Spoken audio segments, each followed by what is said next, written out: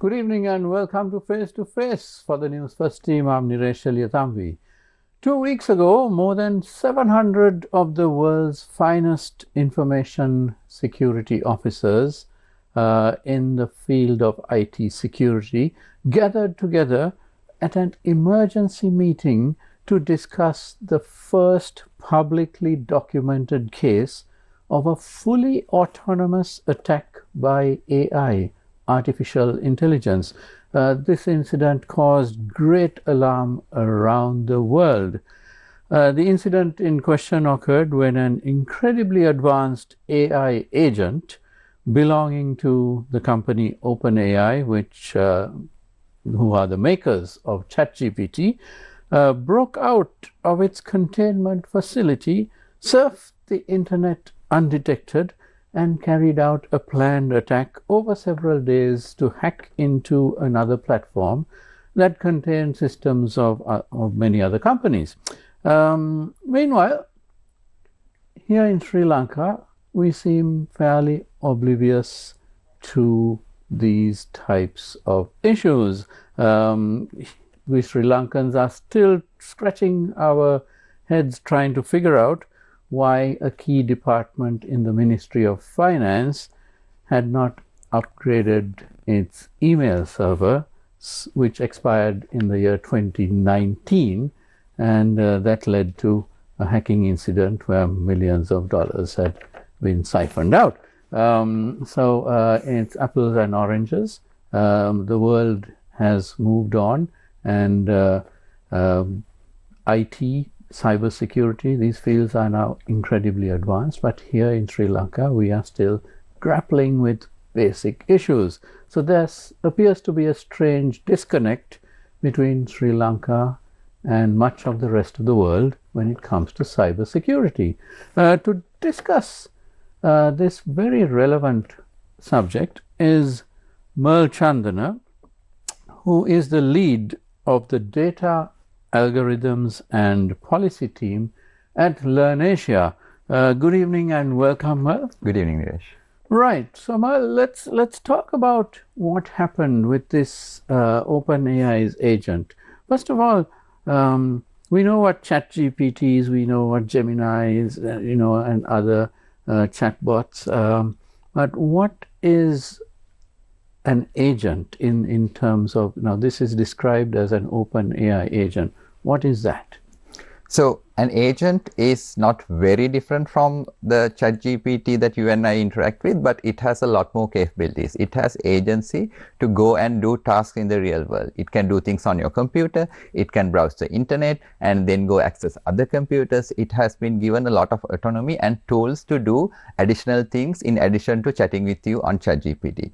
So what happened during the most recent incident is, first of all, the models that you and I work with, whether it's ChatGPT or Gemini, usually have what's called cyber guardrails. So you can't do certain things with those models because they build some guardrails into this. But OpenAI, during their testing phase, they usually relax those guardrails to truly explore the capabilities of these models so that they know what it's capable of, whether it's capable of doing certain things. So this was one of the reduced capability models in the testing phase where they try to figure out what can this truly do. And ironically, when this attack happened, so the task it had been given is to come up with interesting and innovative solutions for hacking cyber system itself and find answers to certain tough questions that it was being tested on. So what it did was it accessed this platform called Hugging Face, which contains solutions to some of those answers, because Hugging Face is a platform which houses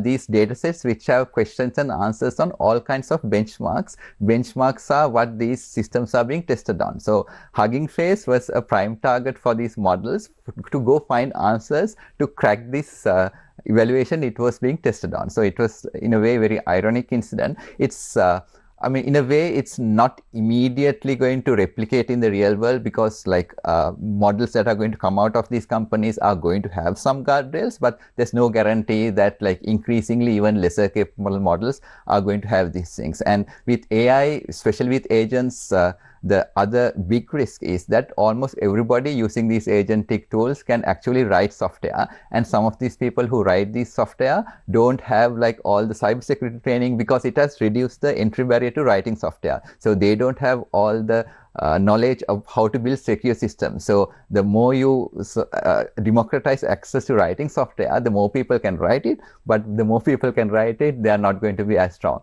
So we are in this weird world of like democratized access but increased vulnerability. Very well explained, but can I ask you now, this OpenAI agent had been isolated. It was not supposed to, it was contained in something called a sandbox, which is a bit jargonistic, but it's basically like placing someone inside a room and that person can't go out. But this OpenAI agent decided that rather than do the math itself, it would cheat. It would go out and look for it elsewhere. So it broke out, and it was surfing the internet and attacked this Hugging Face platform. But the worrying thing is that OpenAI, which is the maker, didn't know about this for about a week. They had no clue that their little agent had broken out and gone.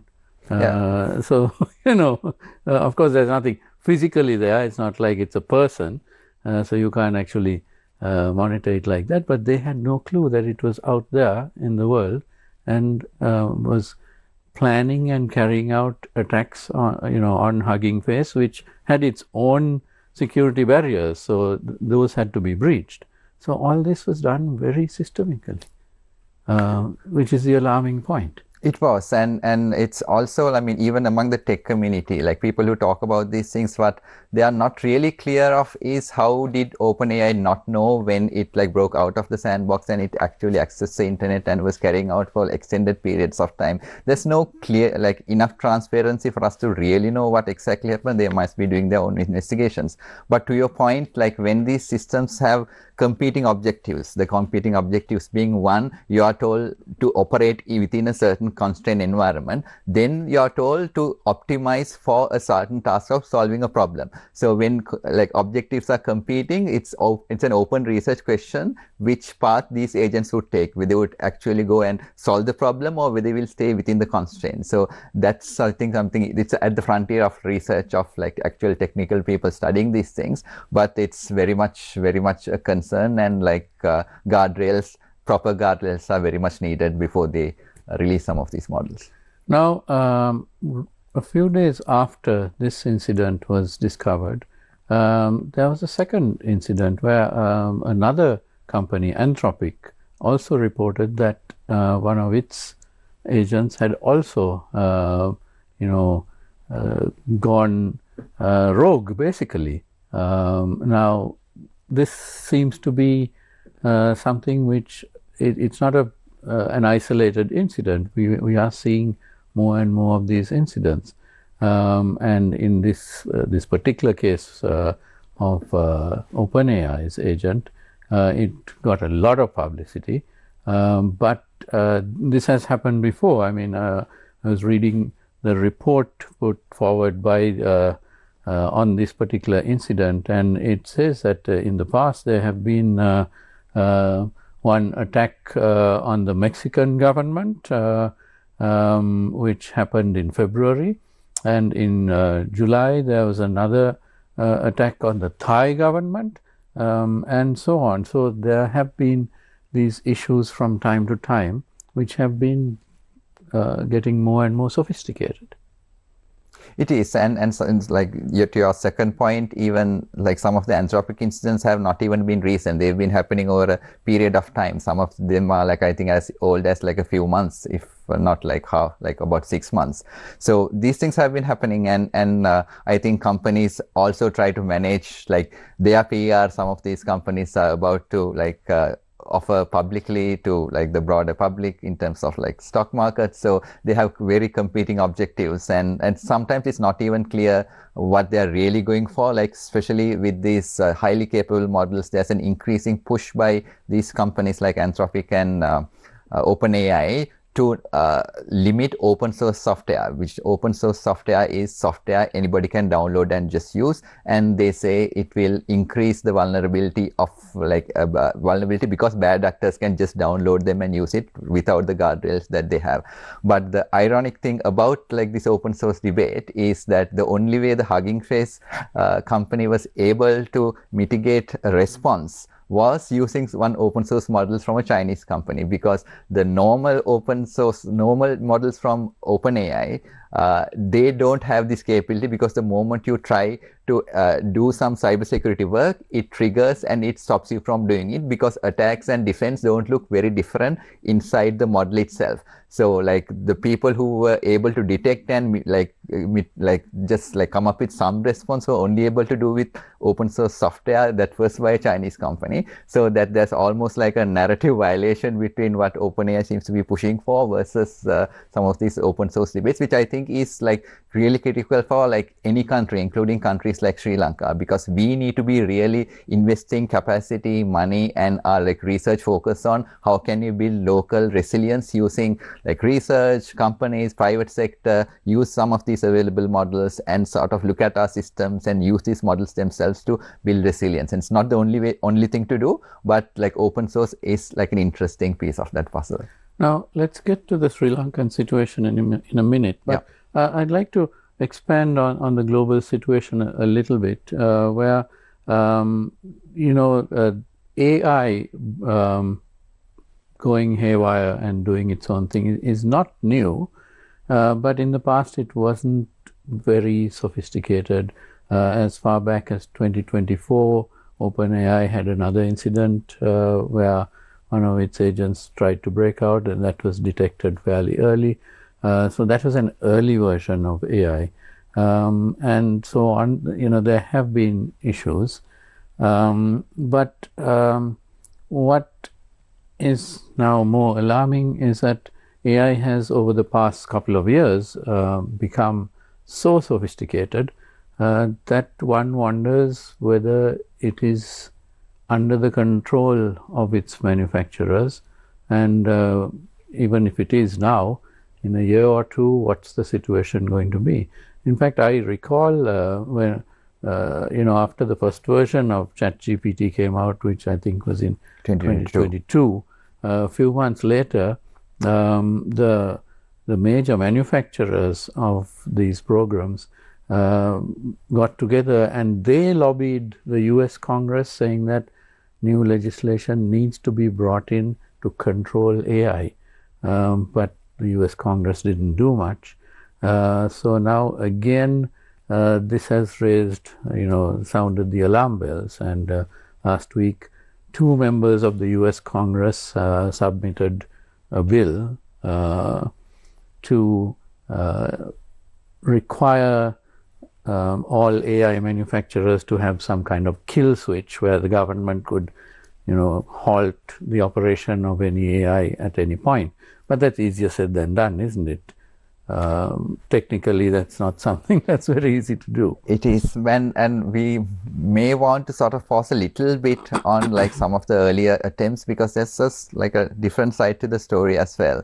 Especially these big companies, OpenAI and Anthropic, there's an accusation against them that why they are pushing for certain kinds of regulation is for what's called regulatory capture. Regulatory capture is them having favorable regulations that they can comply with, where smaller up and coming companies which don't have huge compliance capacity, that they cannot spend on like huge legal teams to comply with onerous regulation, that kills like small players coming up and competing with them. So if they lobby and get favorable regulation for them, on one hand, they are basically become like an oligopoly of like a few companies. But there is a real threat that if you don't do something about it, like there's some of these incidents that we've seen over the past couple of weeks are only going to increase. I mean, there are no easy answers on this subject, but it's a complex situation that we need to manage.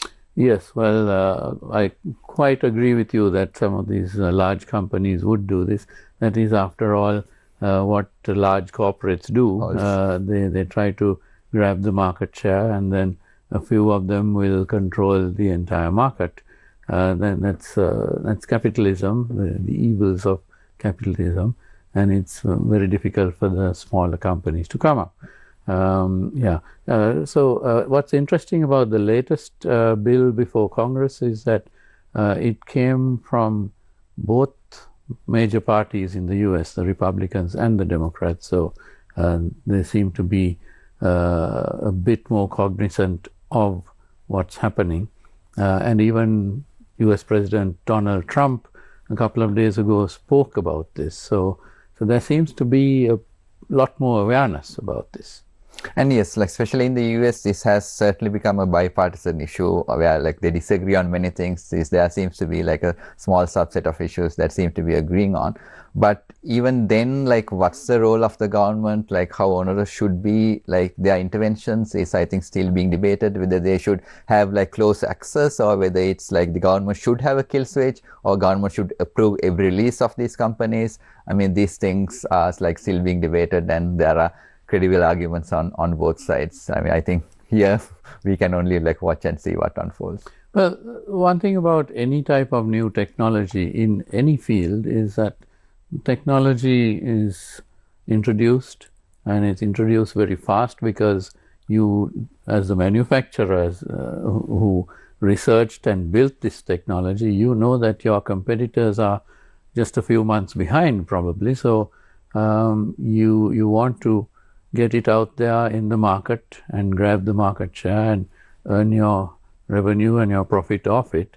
And whatever field it may be, it's probably not going to be regulated at that point. So regulations take a year or two to catch up with it. So there is that dangerous time period when anything can happen. I mean, it's the same thing with pharmaceuticals and so on.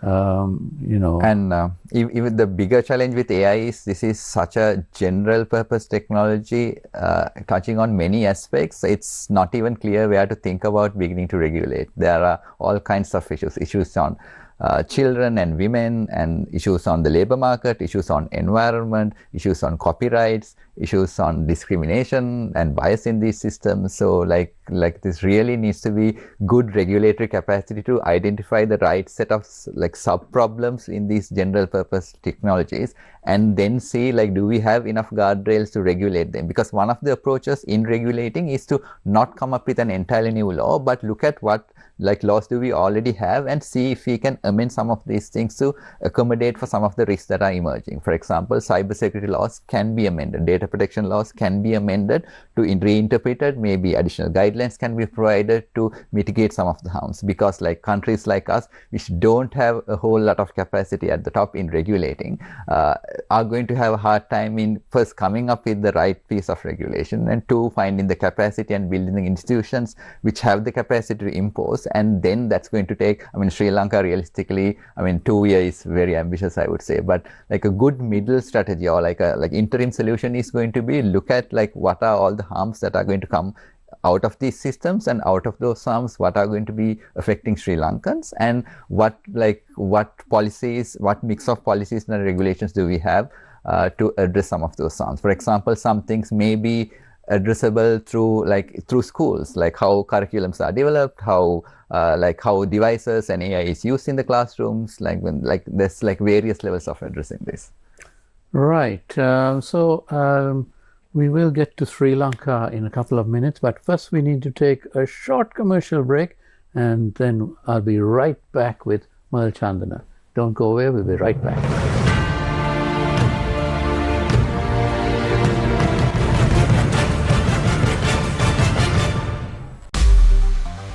නිවැරදි විශ්වසනීය පුවත් කඩිනමින් ඔබේ ජංගම දුරකථනයට Newsfirst dialogue කෙටි පණිවිඩ සේවාව ශනිකව සක්‍රිය කරගන්න QR කේතය scan කරන්න.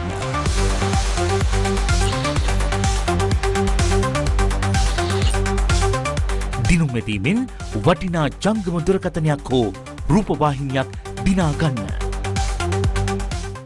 පත්මේ මැරුවා කියපු කෙල්ල අවුරුද්දකට පස්සේ පල්ලියකින් හම්බුනත් ඔය ප්ලෑන් එකේ කොටසක් වෙන්න පුළුවන්.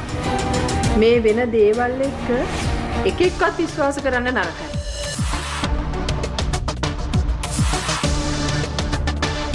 අපි මේ වැටලෙන කරදරෙන් ගොඩ එන්න නම් ඒ ළමයාගේ පිහිට අපි දෙන්නටම ලැබෙන්න ඕනේ පුන්සරා. හෙට රාත්‍රී 8:30ට සිරස ටෙලිතිරයෙන්. අනේ අයි බබා ඔයාව රිලව් ටිකෙන් අයින් වෙන්නේ නැත්තේ. ඒ අලුවනේ මම කොහොමද මොකද දාන්නේ? අපිට තාමත් සේනක කොට ගමගේ කේස් එක හොයනවා නේද? තාත්තා කොහොමද ඒක දන්නේ?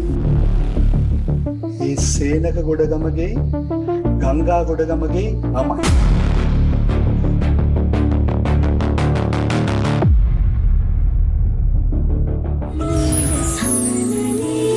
හෙට රාත්‍රී 7:30ට සිරස TV තුලින්. පාපා අනේ බලාගෙන පාපා මාව අතාරිනවා හානා. මං තමුසෙට වෛර කරනවා. ආහාර නෙමේ මේන ඔයාගේ රාධිකා. ඩොක්ටර් බලන්න නිතර යන්න ඕනේ. නැත්තම් හදවත නවතිනවා වගේ දැනෙනවා. ඉතින් නතර වුණාවේ.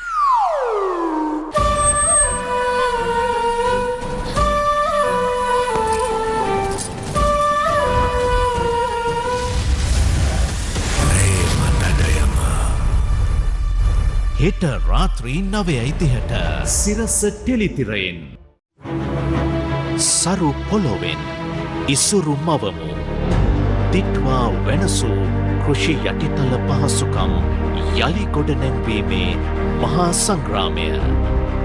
මාතලේ මහනුවර නුවර එළිය සහ බදුල්ල දිස්ත්‍රික්ක 4 පුරා ගොවි ජන සංවර්ධන දෙපාර්තමේන්තුව සමගින් ගම්මැද්ද තවත් යෝධ පියවරක් තැබූ වගයි. ගම්මැද්ද රට නගන ජනපෞර. අයියාගේ රස්සාව බල්ලට ගිය දෙක.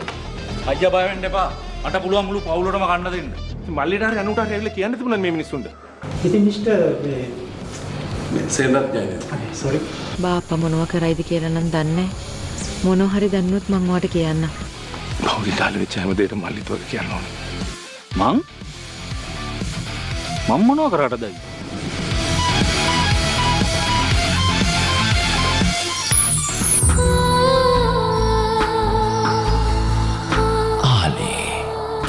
හෙට රාත්‍රී 8ට සිරස ටෙලිතිරයෙන්. තව ටික වෙලාවකින් සංඛ්‍යා මෙතන. ටිකක් විතර වෙලාව එහෙම කරලා ඒ බොස්. හැබැයි යාටත් මට වගේ බොරු කියන අය පේන්න බෑ. ඕ මයික් ගැන හොඳට දන්නවා. ඒ නැතුව මොකටද මාව මෙතෙන්ට ගෙන්න ගන්න දන්නේ? අයි පොලිසියට ඔක්ක දෙන්න කියලා දන්නේ. ඉතින් මම වඩිව පාඩුවේ ඉන්න කියලා. ඇයි ඉතින් මේව තමයි යන්නේ. කරන් දෙන්නේ.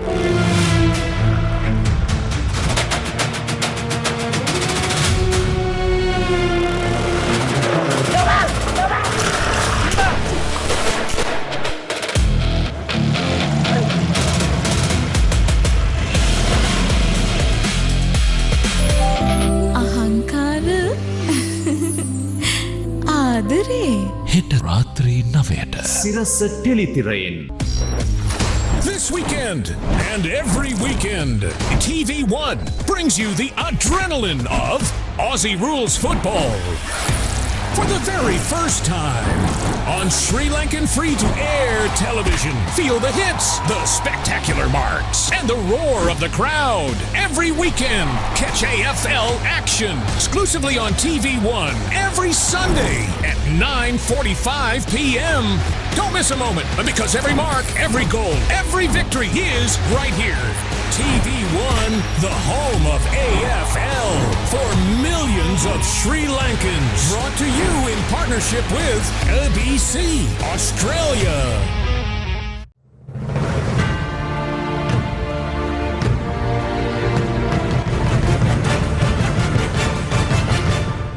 Welcome back to Face to Face. I am with Merl Chandana, who is the lead of the data algorithms and policy team at Learn Asia.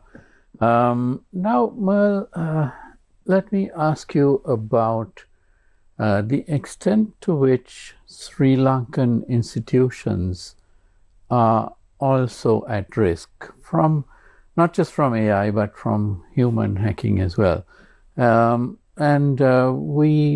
often think that we are isolated from the world, but in today's world, nobody is isolated. Everyone is online. And we see attacks. I mean, the president's office has frequently been attacked over the years. Banks are attacked. I think the Inland Revenue had an attack. The Finance Ministry had this much publicized attack recently, and so on. Even I think the NMRA, which regulates medicines, had a huge attack a few years ago. So we are at risk wherever an institution is online, is digitalized. It is at risk of being attacked. Of course, if you are just some Pradesh Sabha in a faraway district, you're probably less likely to be the target of an attack versus, let's say, the president's office or the finance ministry or a bank. But still, for all, they each need to have sophisticated levels of security. Don't you agree? We absolutely do. And to your point about these systems being interconnected, we are not being isolated. There are increasingly this category of risk called supply chain attacks in cybersecurity, where like these hackers and people who are after these systems, they go upstream to some of like the early foundational pieces of software and they infiltrate and put bugs into them, so that lots of systems depend on these primitive pieces of software to build these systems. So if one point in that entire chain is polluted, then like many systems which depend on these systems gets polluted. And these systems are everywhere, from like the banks to the hospitals. Everybody uses this software. So with the capabilities, increasing capabilities, AI, and motivated humans with these AI capabilities on their side are going to have lowered barriers to entry in their attacks being successful. So what's different nowadays is previously the return on the hackers' investment or on their time was low because they all had to write individual attack pieces of software on individual system that they knew had a high likelihood of success. Now they can sort of define a broader area and ask these agents to go check for vulnerabilities and attack those vulnerabilities. So the scale of the problem has changed like almost qualitatively. It's an entirely different category of problem. And I think it begins with a genuine understanding of like this is not the same systems or the same sets of risks that we had even like a couple of years ago. So that needs to be the first point. And then we need to recognize, like you said, we probably can't go after every system and secure, but what are the critical systems that we absolutely need to safeguard, and then explore whether we have the right mitigatory measures. Have these systems been audited? Have the procurement processes been thorough? I think like prioritizing and defining what the critical systems for our country is, and then at least at a public level, and I think this same version applies for the private sector. They are not immune to it, but from the public sector, at least starting with the critical infrastructure and sort of going after one by one, and doing that is one. And then we also need capacity when an incident happens. Do we have the right people to sort of pull together the right response? It could be like technical people, it could be people who can work with outside agencies. Other countries have like highly capable teams and systems which will come into our aid. So like preparatory setup need to be sound if we are to survive this.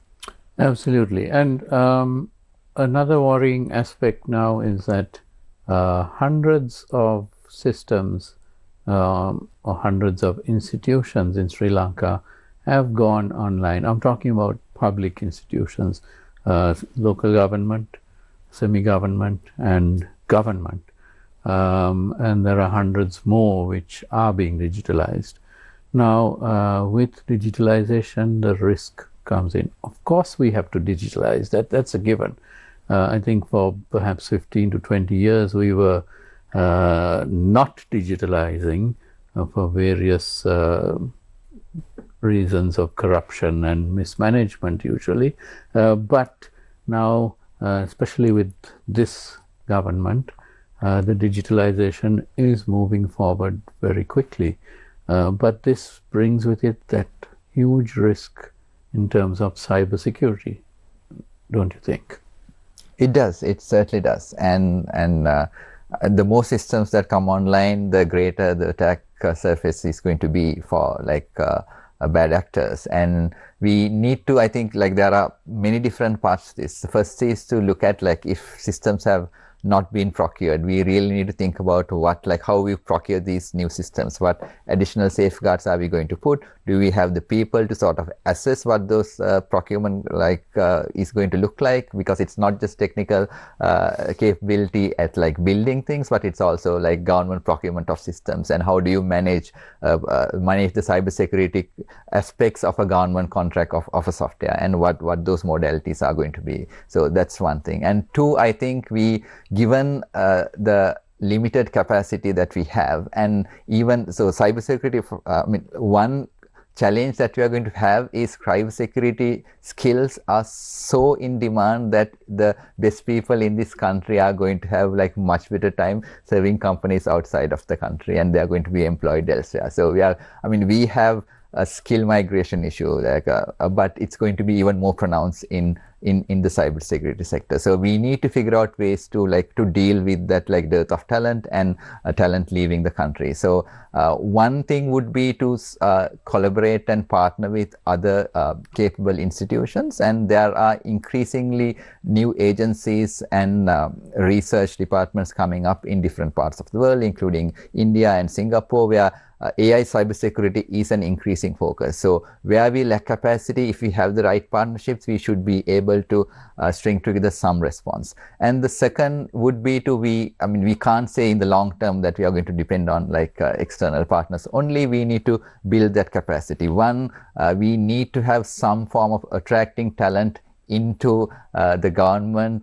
by rethinking civil service. With there are different ways of attracting talent, because cybersecurity is, it's not going to be comparable with what a typical civil servant is going to get paid. So we need to have different mechanisms and avenues of paying that people, but we may not be able to pay a large card, and might even be necessary, because some people are only needed when there's an incident. You need to sort of rally together. So you need to think about alternative ways of working with the private sector. Where there's an incident, maybe there's a reserve card or of sort. There are examples of this in Estonia, where they have a reserve cyber card. When something happens, the private sector steps in, all of their talent is pulled in, and they string together these responses. And Sri Lanka also needs to invest, even from a research and development point of view. I don't know whether cybersecurity is certainly being taught in many different places, but whether sort of those collaborations and partnerships needs to be, this research should not happen in isolation on theoretical problems, but can we sort of bring some of that in to address some of the real vulnerabilities? Well, you're absolutely right about the brain drain, because it's there in all industries. Young people, especially middle-aged people, leaving Sri Lanka for better prospects. And the IT industry is one where there are a lot of jobs outside, so the demand is huge. But at the same time, we in Sri Lanka, we can't just sort of sit and say, after a disaster happens, we can't be saying, oh, well, everybody's left, 50% of our cybersecurity cadre have left, so that's why we're vulnerable. That's not going to be good enough. As you said, we need to come up with alternative solutions for this. Yes, responding to an event is different from securing systems way beforehand. So mitigation and having measures beforehand also requires talent. It's not just a reaction. And that talent needs to, I think, over time, it needs to be in-house. And I think we absolutely need to, the two parts that I propose. One is we need to figure out how to attract talent, because that talent is not going to come cheap into the public sector, but how can you bring that talent in? I don't have solutions at this point, but that needs to happen. You need serious technical talent at at a certain level, not in great numbers. And two, we need to sort of direct some of like the work that's happening in the local ecosystem. There are enough computer science departments and research that happens on these topics, and that should not happen in isolation. One of the great tragedies in this country in terms of research is everybody is doing their own research and sometimes replicating things that have been done in the past, and there's no sort of direction into something that will actually be useful in most cases. So sort of some coordination mechanism that happens that can channel that energy and research focus into some of the real practical problems will be another way, so that people who are tenured, professors and other faculty, can actually look at some of these problems. Now, a couple of days ago, Elon Musk, who is of course in the forefront of all these technologies, he has predicted that by 2030, AI will be smarter than human beings. What does that mean? Well, you know, he seemed quite excited at that prospect and said, well, that could be a wonderful thing, where, you know, AI will be doing all the tasks that, or many of the tasks that human beings are doing right now, so human beings can relax and be more at leisure. But is that sort of a realistic situation, given that you have parts of the world, let's say in Africa and so on, which are still a couple of, perhaps 100 years behind the advanced economies. So when you have the world's richest man saying that AI is going to be smarter than us, what does it mean in the broad sense? It's a really interesting question. One could argue that it's already more intelligent than even some of our best humans, like the more recent examples that came out in mathematics. So these models are increasingly solving problems that were being unsolved for 80 years, 90 years. So just like 2 days ago, OpenAI released that its latest model, which has not been released, solved 10 problems in quantum computing, cryptography, computer science and mathematics, where researchers have been trying to solve for like many years. So the divergence and contrast seems to be that in narrowly defined domains where the results are verifiable, the models are now comparable or even better than humans in those narrowly defined tasks. But the more interesting question is, like, can intelligence alone solve our problems? Can intelligence alone solve like hunger in Africa or issues that we have in our country? Because intelligence needs to be deployed within a broader social system.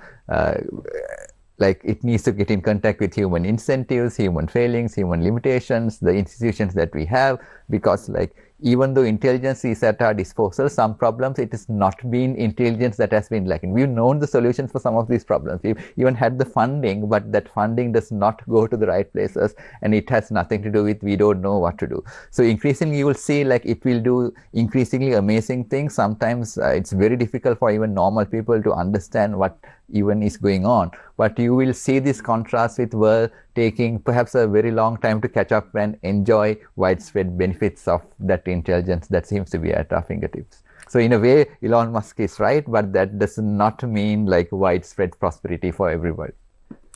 I tend to agree with you there. In fact, a certain historical incident came to my mind in the field of chess. I believe it was nearly 30 years ago that a computer from IBM named Deep Blue, I believe, actually defeated the world's reigning chess champion at the time. I think it was Garry Kasparov. It was a phenomenal, sort of happening, and that was sometime in the late 90s, I believe. So we have known that this day will be coming where machines are going to, or AI is going to be smarter than human beings. But as you said, it's a matter of applying that intelligence.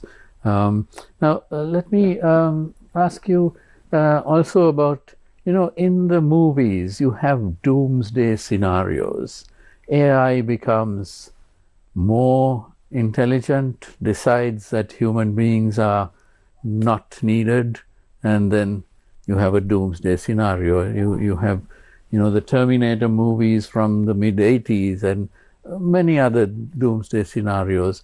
But that's not what we need to be afraid of, is it?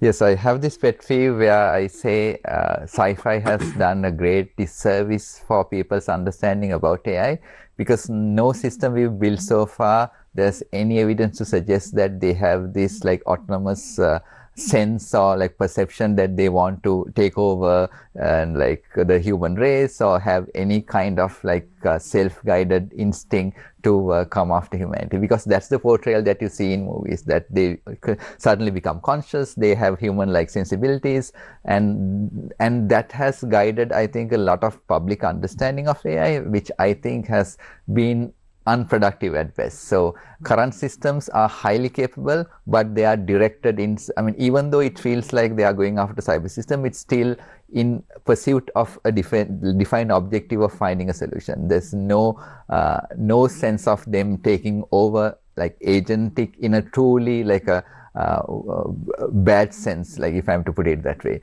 So what I think we need to worry about more, like the real problem there is when you start thinking that is the biggest problem, you tend to forget many of the other real problems that are really out there, like what's happening to kids who are going to be increasingly learning through these systems, who are going to be cheating with their homeworks, or like environmental damage that might happen with like big data centers coming up and like energy being sucked out of the normal grid into these data systems. There are many societal concerns that we absolutely need to address, but if our worries are centered on this like autonomous agents who's going to take over and hold us hostage, I think we've sort of lost the plot on what matters.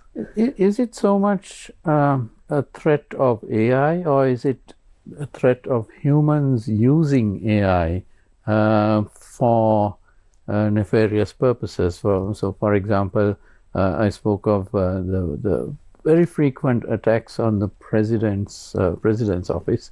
We see that happening at a certain time every year. We know that those are human hackers who are sitting there trying to hack into the president's office or the finance ministry or whatever. But now you can actually, those hackers can set AI to do this. So that's the danger, isn't it? It is the danger, and there's this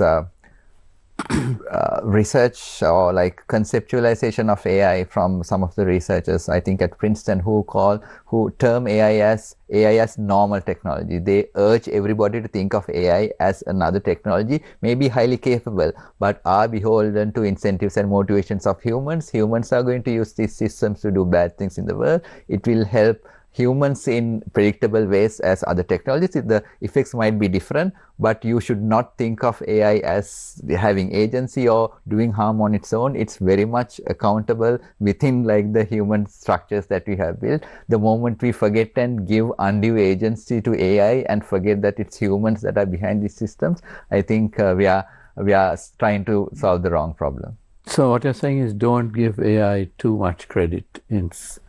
Yes, it's smart, but it's not exactly, it's not godlike. It doesn't have all these powers, and it's not going to use those powers in the sort of doomsday scenarios that sometimes are foretold. Exactly. Yes. Right. However, if, for example, two countries are perhaps on the brink of war, one country could use AI to cripple the banking system of the other country, or something like that. Those are the possibilities. And AI is being increasingly used in some of the frontiers of war. So war has interestingly been one of the hotbeds of innovation. So the Russia-Ukraine war has really accelerated certain parts of AI development through autonomous drones and identifying targets and being able to attack without the human involvement. So that has led to like humans really being motivated using AI for nefarious purposes.